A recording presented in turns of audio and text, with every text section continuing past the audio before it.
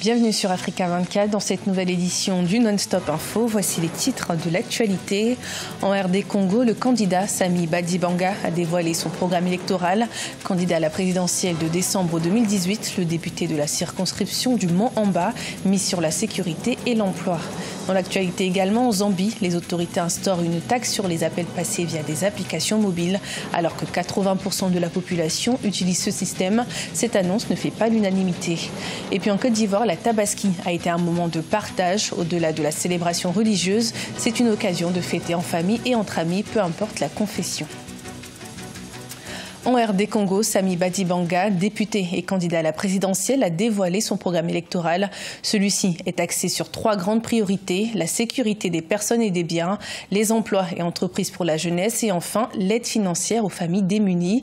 L'objectif pour le candidat est de réussir cette mission en 5 ans s'il est élu. Nous allons écouter un extrait de la déclaration du candidat Sami Badibanga. Notre programme de réforme a 3 grandes priorités. La première, la sécurité des personnes et des biens, ainsi que la transparence absolue des affaires publiques, parce que la corruption tue nos concitoyens et détruit les finances publiques et notre économie. La deuxième, les emplois et entreprises pour la jeunesse, parce qu'elle est le quotidien et l'avenir de notre nation. La troisième, enfin, l'aide financière aux familles, parce que l'alimentation, la santé et l'éducation de tous sont les conditions de notre développement durable. Au Congo, l'ex-chef rebelle, le pasteur Ntoumi, a accepté le principe de désarmement évoqué lors de la signature de l'accord de cessez-le-feu avec le gouvernement en décembre dernier.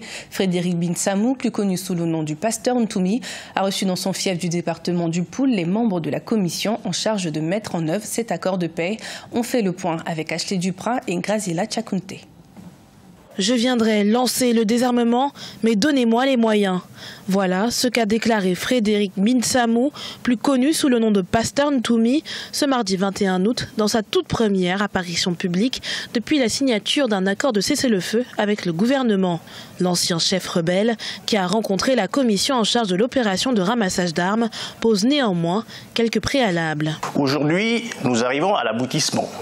C'est le point de départ et le point d'ancrage pour la reconstruction d'un véritable état de droit chez nous. C'est la base. Et les populations du Poul qui ont subi les affres de cette guerre ne peuvent que se féliciter. Mais pour l'heure, l'opération de désarmement lancée le 7 août 2018 et qui concerne 7500 personnes piétine. Les ex-combattants qui ont pris les armes après la réélection en mars 2016 du président Denis Sassou Nguesso attendent en effet un appel de leur chef en personne pour adhérer au processus. Encore faudra-t-il, selon certains observateurs, qu'un dialogue inclusif soit entamé et que justice soit rendue pour un retour véritable à la paix dans la région du Poul. Je demande que dans le cadre strictement de ce conflit du Poul, au moins que les populations, pour une fois, puissent avoir la parole, puissent s'exprimer, dire ce qu'elles pensent, de façon à ce qu'elles accompagnent elles-mêmes également cette paix. Le pasteur Ntoumi, de son côté, souhaite un plan d'urgence de relance économique et de développement de la région. Cette doléance trouvera-t-elle satisfaction? La balle est désormais dans le camp des autorités congolaises. Les appels passés via Facebook, WhatsApp ou encore Skype seront désormais taxés. C'est ce qu'a décidé le gouvernement zambien, officiellement pour combler les pertes enregistrées par les opérateurs de télécommunications. Mais du côté de la population, cette annonce passe très mal. Des explications avec Ashley Duprat. WhatsApp, Facebook, Skype ou encore Viber, des réseaux sociaux qui permettent de passer des appels via Internet à moindre coût. Mais désormais, en Zambie, il faudra s'acquitter d'une taxe. Le gouvernement a introduit une taxe de 30 ngoué par jour pour les appels téléphoniques passés via Internet. 80% des Zambiens préfèrent en effet passer par Internet pour appeler. Une menace pour l'industrie téléphonique classique, selon les autorités. Mais seulement un mois après les déclarations du ministre de la Communication, Brian Mushimba, sur le risque de déliquescence des valeurs morales causées par les réseaux sociaux. Certains observateurs voient en cette taxe un moyen des autorités pour censurer les jeunes. WhatsApp, Facebook, enfin bref, les réseaux sociaux, c'est partout pareil en Afrique. La déliquescence de la jeunesse, ce n'est pas qu'un problème zambien.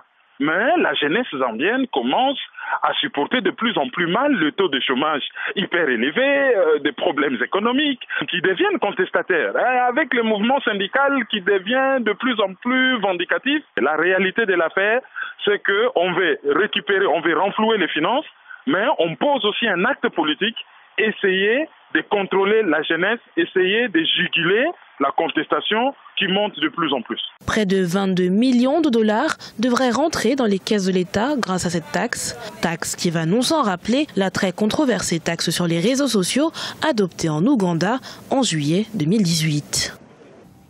En Côte d'Ivoire, la Tabaski est une fête célébrée par toute la population, sans distinction de religion, musulmans, chrétiens ou autres, se retrouvent chaque année à l'occasion de la fête du mouton pour partager en famille ou entre amis. Reportage de notre correspondant à Abidjan, Olive Adjakotan.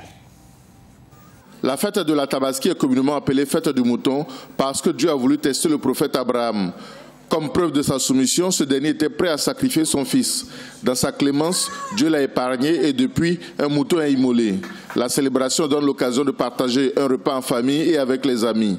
Une tradition qui se perpétue dans les foyers musulmans en Côte d'Ivoire. En France, le jour de Tabaski, on a coutume de travailler. Ici, c'est assez différent parce que là, je vois que c'est la famille dans le sens large. En général, dans les familles musulmanes, on a toujours un parent catholique. En général, on fait des paquets qu'on partage un peu avec à la mosquée, dans les environs, etc. Donc c'est vraiment un moment de partage pour nous, la fête de la Tabaski. À la sortie de la prière, on s'est tout de suite attelé à la cuisine. Donc tout le monde est réuni, la famille se réunit. Après que les hommes aient découpé le mouton et tué le mouton, les femmes le préparent. Donc. Si la fête de la Tabaski a un caractère très festif, il a cependant gardé son sens originel selon certains fidèles musulmans. C'est l'un des jours les plus importants qu'un musulman puisse partager. Je ne parle pas seulement avec un musulman, avec tout être humain. Tout musulman souhaiterait le partager. Je ne parle même pas avec ses propres amis, mais avec tout le monde, dans la joie et tout. La célébration quasi-écuménique de la Tabaski est une caractéristique remarquable en Côte d'Ivoire. Le pays compte 36% de musulmans, plus nombreux que les autres communautés, mais toutes vivent en parfaite harmonie. L'insécurité alimentaire pourrait s'installer dans les zones en crise au Cameroun. La situation dans le nord-ouest et le sud-ouest, en proie à de fortes tensions, est susceptible de conduire à une crise alimentaire qui pourrait toucher près de 400 000 personnes d'ici 2019. On fait le point avec Corinne Camseux.